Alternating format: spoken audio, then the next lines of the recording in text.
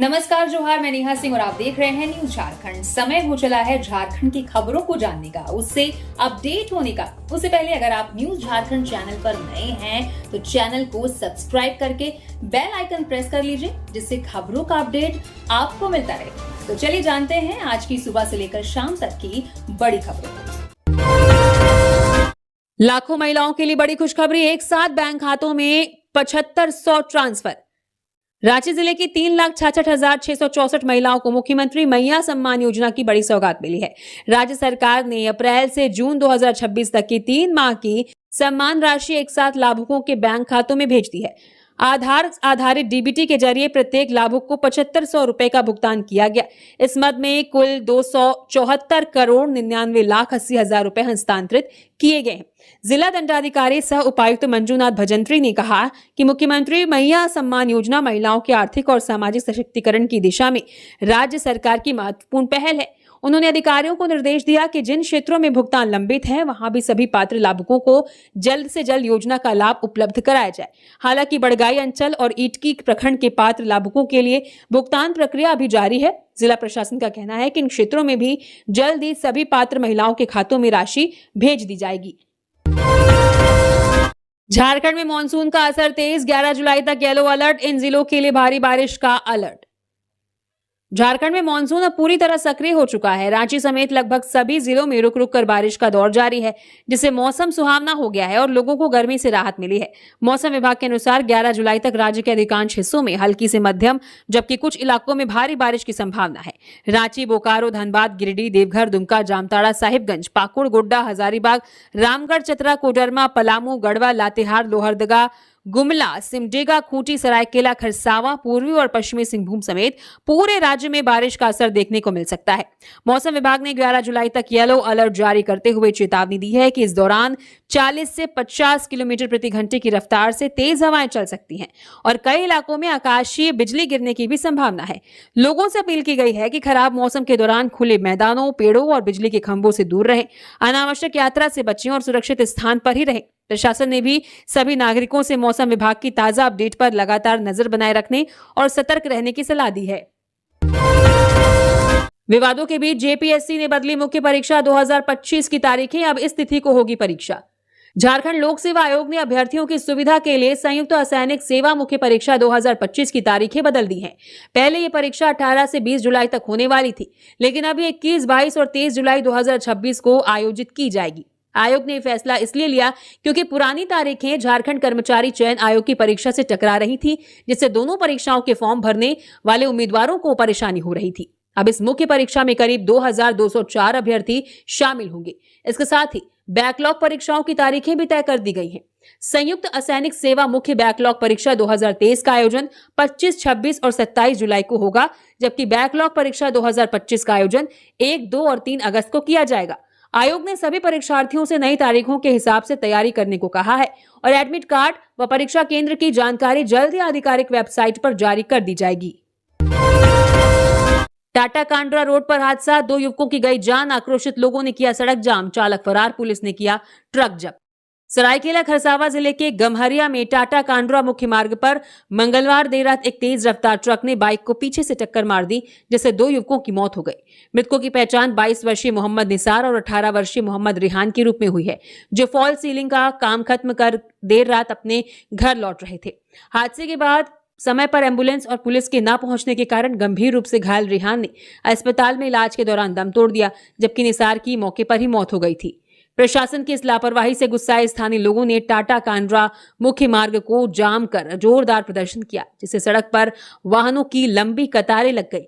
बाद में गम्हरिया थाना पुलिस ने मौके पर पहुंचकर लोगों को समझा बुझाकर जाम हटवाया। पुलिस ने दुर्घटनाग्रस्त बाइक और ट्रक को जब्त कर लिया है, जबकि आरोपी ट्रक चालक हादसा होने के बाद वाहन छोड़कर मौके से फरार हो गया, जिसकी तलाश की जा रही है। पारा शिक्षकों के लिए आरक्षित 7304 पदों पर नियुक्ति के लिए होगी विशेष परीक्षा, जेएसएससी को भेजा गया प्रस्ताव। झारखंड के पारा शिक्षकों के लिए बड़ी खबर है। राज्य के प्राथमिक और मध्य विद्यालयों में पारा शिक्षकों के लिए आरक्षित 7,304 पदों पर नियुक्ति होगी। कार्मिक विभाग ने इसका प्रस्ताव JSSC को भेज दिया है। आयोग इस महीने के अंत तक आवेदन आमंत्रित कर सकता है। सितंबर तक परीक्षा और परिणाम की प्रक्रिया पूरी होने की संभावना है। ये भर्ती सुप्रीम कोर्ट के आदेश के अनुसार होगी। अदालत ने कुल रिक्त पदों में से 50% पद केवल पारा शिक्षकों के लिए आरक्षित करने का निर्देश दिया था। पारा शिक्षक लंबे समय से सेवाओं के नियमितीकरण की मांग कर रहे थे। हालांकि सुप्रीम कोर्ट ने नियमितीकरण की मांग खारिज कर दी थी, लेकिन आरक्षित पदों पर विशेष भर्ती परीक्षा कराने का आदेश दिया था। अब नियुक्ति सहायक आचार्य नियुक्ति नियमावली 2022 के तहत होगी। पारा शिक्षकों को 400 अंकों की परीक्षा देनी होगी। साथ ही नियमों के अनुसार समय सीमा में छूट का भी लाभ मिलेगा। अब गरीब परिवार भी कर सकेंगे तीर्थ यात्रा। मुख्यमंत्री तीर्थ दर्शन योजना के लिए 8 करोड़ रुपए मंजूर।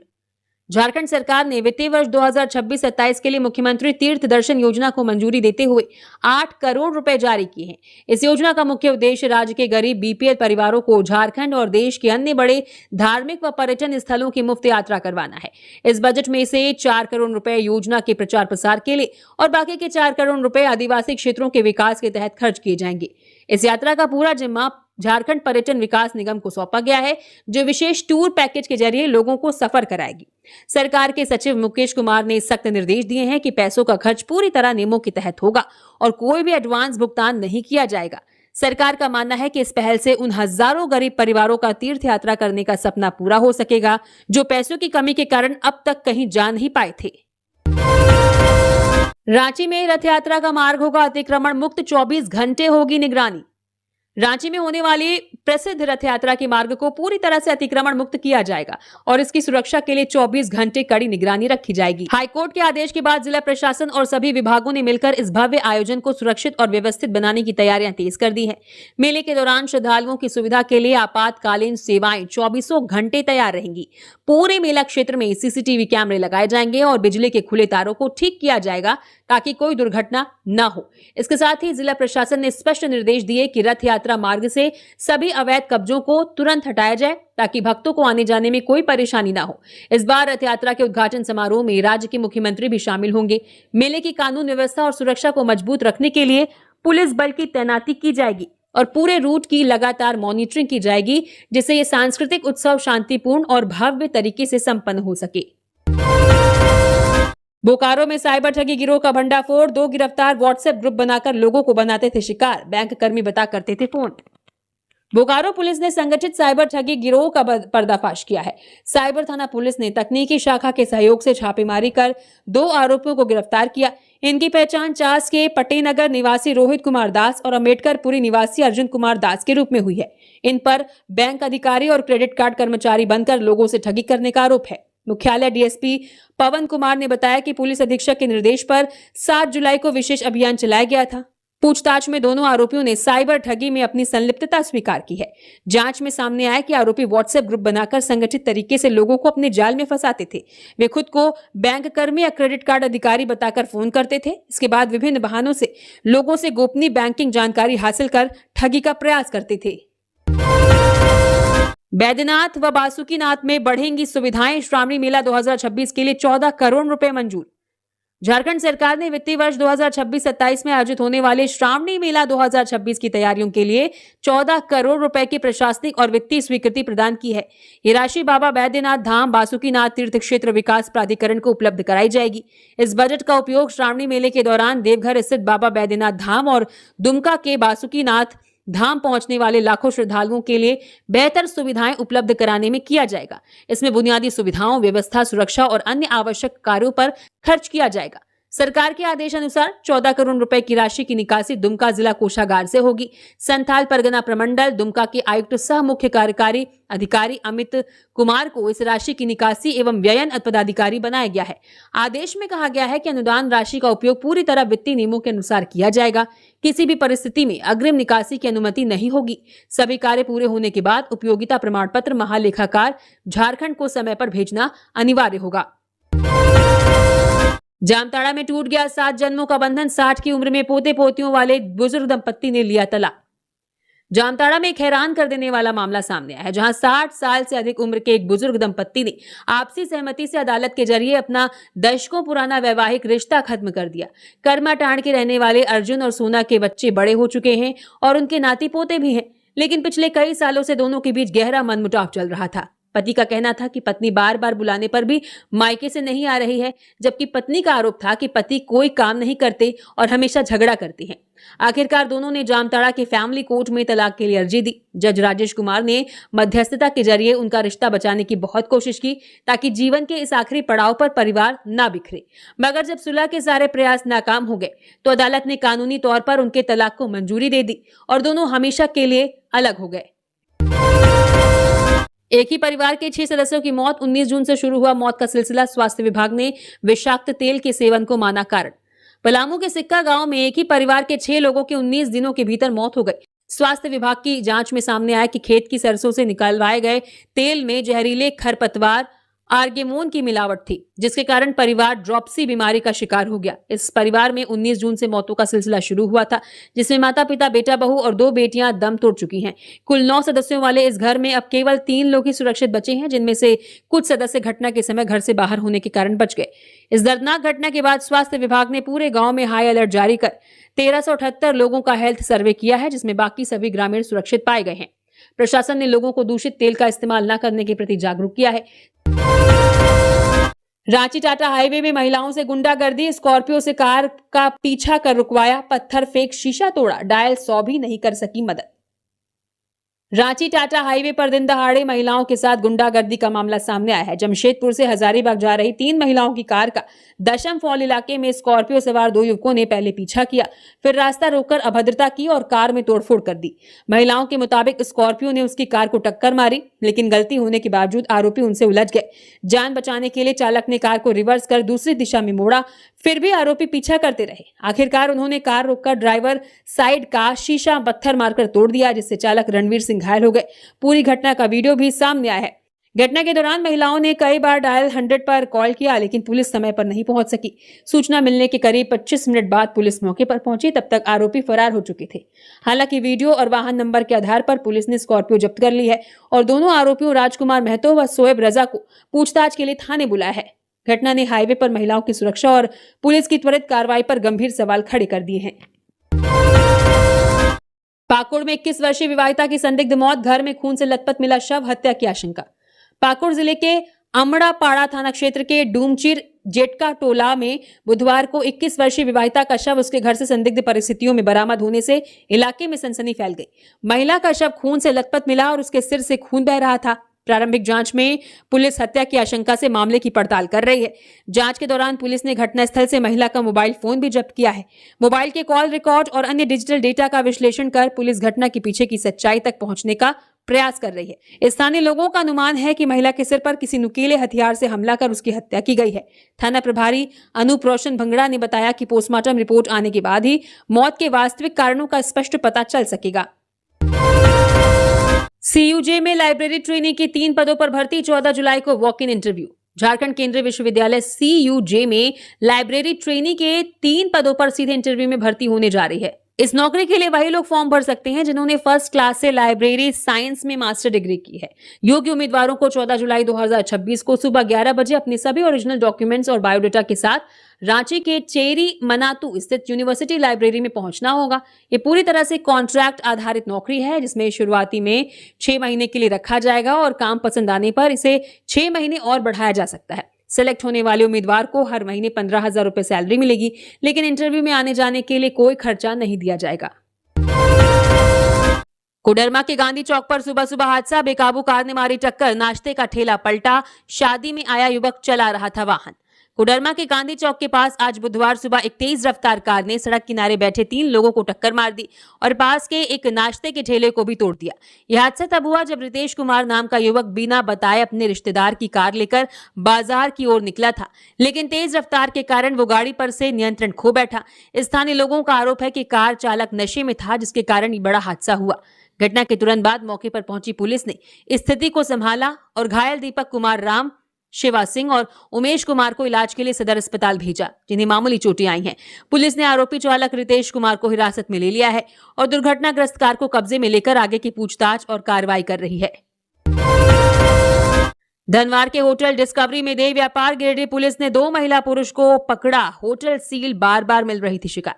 गिरिडीह के धनवार में स्थित होटल डिस्कवरी को गलत कामों की शिकायत मिलने पर पुलिस ने सील कर दिया है।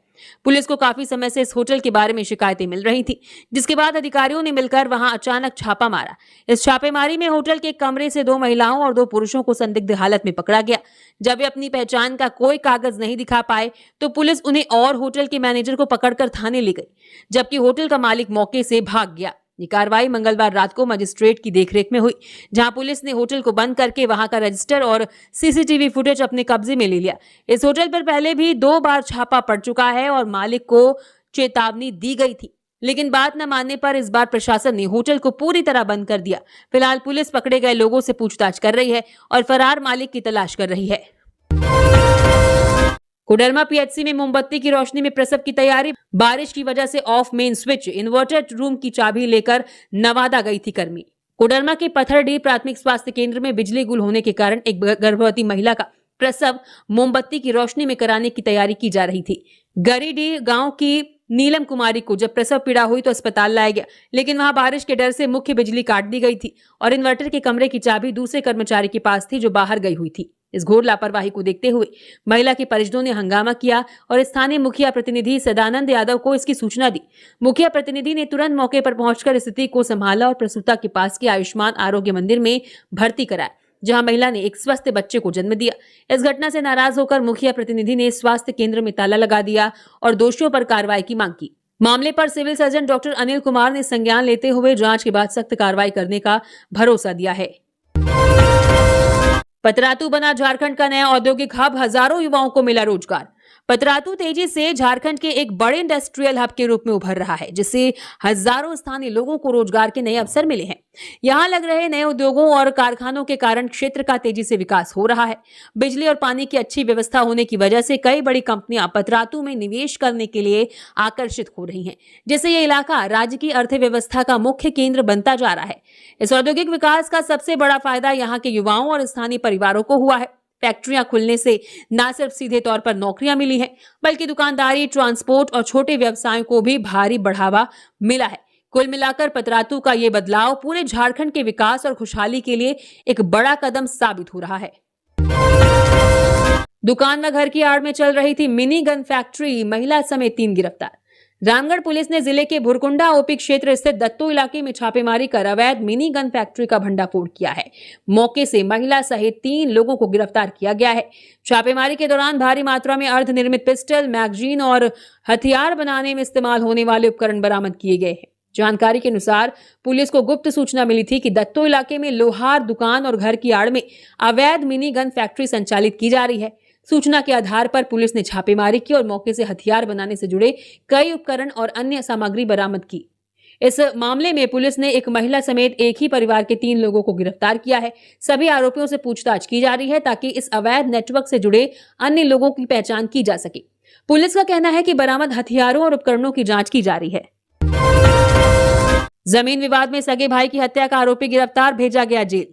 चतरा जिले के हंटरगंज थाना क्षेत्र के डटमी गांव में 7 जुलाई को जमीन विवाद में सगे भाई की हत्या मामले में पुलिस को सफलता मिली है। मामले के मुख्य आरोपी को गिरफ्तार कर न्यायिक हिरासत में जेल भेज दिया गया है। गिरफ्तार आरोपी की पहचान विलास यादव के रूप में हुई है। जानकारी के अनुसार बीते 7 जुलाई को डटमी गांव में जमीन विवाद को लेकर एक व्यक्ति की लाठी डंडे से पीट कर हत्या कर दी गई थी। सूचना मिलते ही पुलिस की टीम घटनास्थल पर पहुंची और शव को कब्जे में लेकर पोस्टमार्टम के लिए सदर अस्पताल भेजा। पुलिस के अनुसार मृतक की परिजन पूजा कुमारी के लिखित आवेदन के आधार पर हंटरगंज थाने में प्राथमिकी दर्ज कर जांच शुरू की गई। जांच के दौरान पुलिस ने मुख्य आरोपी विलास यादव को गिरफ्तार कर न्यायिक हिरासत में भेज दिया। जेपीएससी ने सहायक वन संरक्षक के 78 पद के लिए मुख्य परीक्षा का रिजल्ट किया जारी। 368 अभ्यर्थी हुए सफल। झारखंड लोक सेवा आयोग जेपीएससी ने सहायक वन संरक्षक के 78 पदों के लिए आयोजित मुख्य परीक्षा का रिजल्ट जारी कर दिया है, जिसमें 368 अभ्यर्थी सफल हुए हैं। मुख्य परीक्षा का आयोजन 4 से 12 अप्रैल 2026 तक किया गया था, जिसमें प्रारंभिक परीक्षा पीटी पास करने वाले 1110 छात्र शामिल हुए थे। अब ये सफल अभ्यर्थी 28 और 29 जुलाई 2026 को शारीरिक परीक्षण में भाग लेंगे, जिसके बाद उनका इंटरव्यू और मेडिकल टेस्ट होगा। इसके बाद ही अंतिम रूप से चयन सूची जारी की जाएगी। ये भर्ती प्रक्रिया पिछले साल 13 जुलाई 2025 को हुई प्रारंभिक परीक्षा से शुरू हुई थी, जिसमें 16,000 अभ्यर्थी शामिल हुए थे। इसके बाद कई बार संशोधित उत्तर कुंजी जारी करते हुए 9 दिसंबर 2025 को पीटी का रिजल्ट घोषित किया गया था। इस मुख्य परीक्षा के कुल 78 पदों में से सामान्य वर्ग के लिए 32, एसटी के लिए 20, एससी के लिए 8, ईडब्ल्यूएस के लिए 7, बीसी 1 के लिए 6 और बीसी 2 के लिए 5 पद तय किए गए हैं। केंद्रीय सरना समिति की महिला अध्यक्ष निशा भगत को हाईकोर्ट से मिली अग्रिम जमानत। रिम्स परिसर और डीआईजी मैदान क्षेत्र में अतिक्रमण हटाने के दौरान सरकारी काम में बाधा डालने के आरोपी केंद्रीय सरना समिति की महिला अध्यक्ष निशा कुमारी भगत को झारखंड हाईकोर्ट से राहत मिली है। हाईकोर्ट के न्यायमूर्ति एसके द्विवेदी की कोर्ट ने उन्हें अग्रिम जमानत दे दी है। सुनवाई के दौरान सरकार की ओर से अधिवक्ता निहाला सरमिन ने निशा भगत की अग्रिम जमानत पर का विरोध किया। उनकी ओर से कहा गया कि आरोपी पर रिम्स परिसर और डीआईजी मैदान क्षेत्र में चल रहे अतिक्रमण हटाओ अभियान के दौरान पुलिसकर्मियों के साथ दुर्व्यवहार करने का आरोप है। बता दें कि हाईकोर्ट के आदेश के बाद साल 2025 में रिम्स परिसर और डीआईजी मैदान क्षेत्र में चल रही अतिक्रमण हटाओ कार्रवाई के दौरान भारी हंगामा हुआ। उस समय केंद्रीय सरना समिति की महिला अध्यक्ष निशा कुमारी भगत बुलडोजर के सामने लेट गई थी और अतिक्रमण हटाने की कार्रवाई रोकने की मांग करने लगी थी। हंगामे के बीच पुलिस ने निशा भगत को हिरासत में ले लिया था। गिरिडीह में फ्रिज छूते ही युवक को लगा करंट, इलाज के दौरान हुई मौत, बचाने गया युवक भी घायल, 20 घरों के उपकरण भी जले। गिरिडीह के नगड़ी गांव में मंगलवार को अचानक बिजली का तेज करंट लगने से 25 साल के सद्दीक अंसारी की मौत हो गई। वो अपने घर में रखे फ्रिज को छू रहे थे, तभी उन्हें जोर का झटका लगा। उन्हें बचाने दौड़े साबिर अंसारी भी करंट से घायल हो गए, लेकिन अब वे ठीक है। बिजली इतनी तेज थी कि गांव के करीब 15 से 20 घरों के टीवी, पंखे जैसे उपकरण जल गए, जिससे पूरे गांव के लोग डरे हुए हैं। ग्रामीणों का कहना है कि बिजली विभाग की लापरवाही से यह हादसा हुआ है। सद्दीक की मौत के बाद दुखी और गुस्साए घर वालों और ग्रामीणों ने मुआवजे की मांग की। मौके पर पहुंचे भरकट्टा पुलिस को ग्रामीणों ने कुछ देर के लिए जांच करने से रोक दिया और बिजली विभाग के बड़े अधिकारियों को बुलाने की मांग की। बाद में नेताओं और जनप्रतिनिधियों ने बिजली विभाग के बड़े अधिकारी को इसकी जानकारी दी। फिलहाल पुलिस मामले की जांच कर रही है और पीड़ित परिवार को मदद दिलाने की कोशिश की जा रही है। हजारीबाग में वन भूमि घोटाले की नहीं होगी ईडी सीबीआई जांच, हाईकोर्ट ने रद्द की याचिका।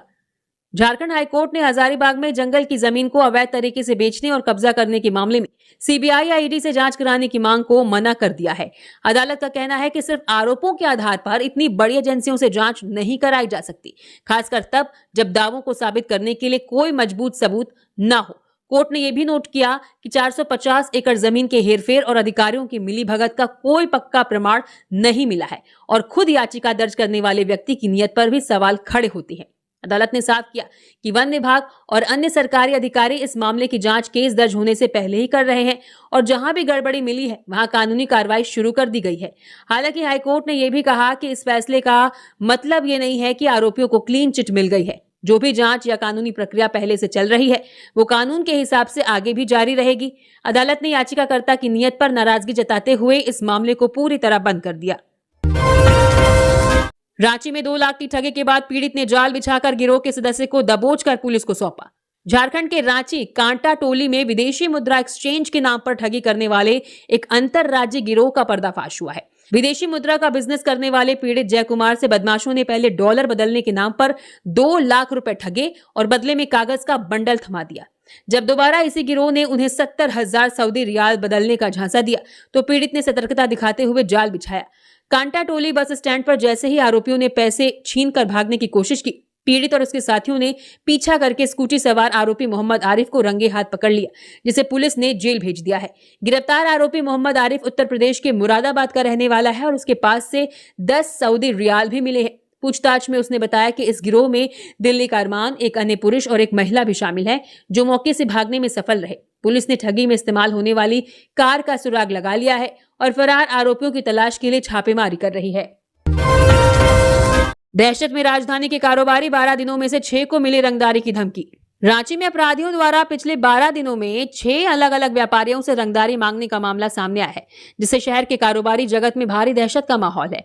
धमकी मिलने के बाद डरे हुए व्यापारियों ने पुलिस से सुरक्षा की गुहार लगाई है। इस लगातार बढ़ती घटनाओं ने स्थानीय प्रशासन और पुलिस की गश्त पर भी बड़े सवाल खड़े कर दिए हैं।